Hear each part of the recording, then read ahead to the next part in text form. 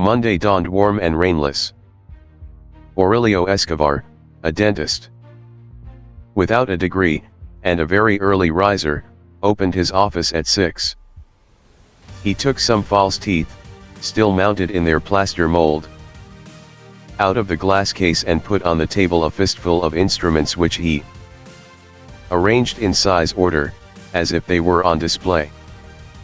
He wore a collarless striped shirt, closed at the neck with a golden stud, and pants held up by suspenders. He was erect and skinny, with a look that rarely corresponded to the situation, the way deaf people have of looking. When he had things arranged on the table, he pulled the drill toward the dental chair and sat down to polish the false teeth. He seemed not to be thinking about what he was doing, but worked steadily, pumping the drill with his feet, even when he didn't need it. After 8 he stopped for a while to look at the sky through the window, and he saw 2 pensive buzzards who were drying themselves in the sun on the ridgepole of the house next door. He went on working with the idea that before lunch it would rain again. The shrill voice of his 11-year-old son interrupted his concentration. "Papa." "What?" "The mayor wants to know if you'll pull his tooth." "Tell him I'm not here." He was polishing a gold tooth. He held it at arm's length, and examined it with his eyes half closed. His son shouted again from the little waiting room. "He says you are, too, because he can hear you." The dentist kept examining the tooth. Only when he had put it on the table with the finished work did he say, "So much the better." He operated the drill again. He took several pieces of a bridge out of a cardboard box where he kept the things he still had to do and began to polish the gold. "Papa." "What?" He still hadn't changed his expression. "He says if you don't take out his tooth, he'll shoot you."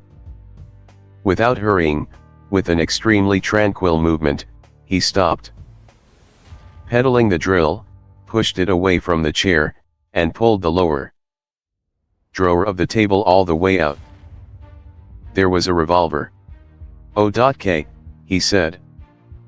"Tell him to come and shoot me." He rolled the chair over opposite the door, his hand resting on the edge of the drawer. The mayor appeared at the door.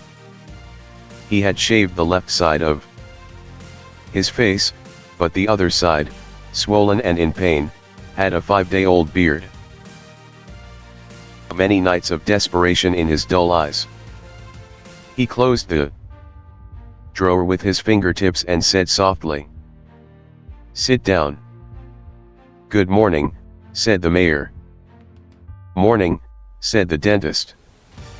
While the instruments were boiling, the mayor leaned his skull on the headrest of the chair and felt better. His breath was icy. It was a poor office. An old wooden chair, the pedal drill, a glass case with ceramic bottles. Opposite the chair was a window with a shoulder-high cloth curtain. When he felt the dentist approach, the mayor braced his heels and opened his mouth. Aurelio Escobar turned his head toward the light. After inspecting the infected tooth, he closed the mayor's jaw with a cautious pressure of his fingers. "It has to be without anesthesia," he said.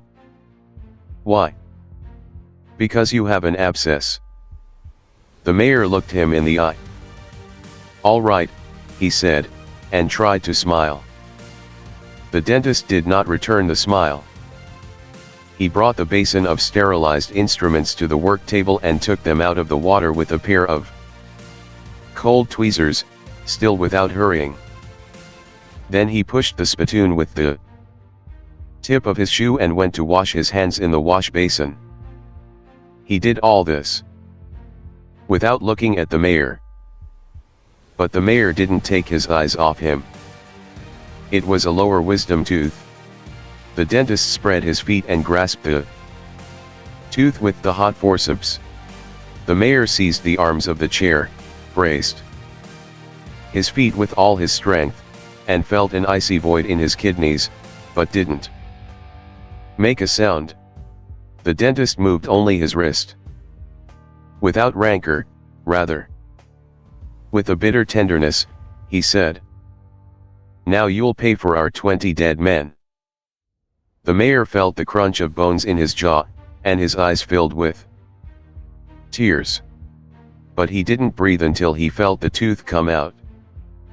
Then he saw it through his tears. It seemed so foreign to his pain that he failed to understand his torture of the 5 previous nights. Bent over the spittoon, sweating, panting, he unbuttoned his tunic and reached for the handkerchief in his pants pocket. The dentist gave him a clean cloth. "Dry your tears," he said. The mayor did. He was trembling. While the dentist washed his hands, he saw the crumbling ceiling and a dusty spider web with spiders' eggs and dead insects. The dentist returned, drying his hands. "Go to bed," he said, "and gargle with salt water." The mayor stood up, said goodbye with a casual military salute, and walked toward the door, stretching his legs, without buttoning up his tunic. "Send the bill," he said. "To you or the town." The mayor didn't look at him. He closed the door and said through the screen, "It's the same damn thing."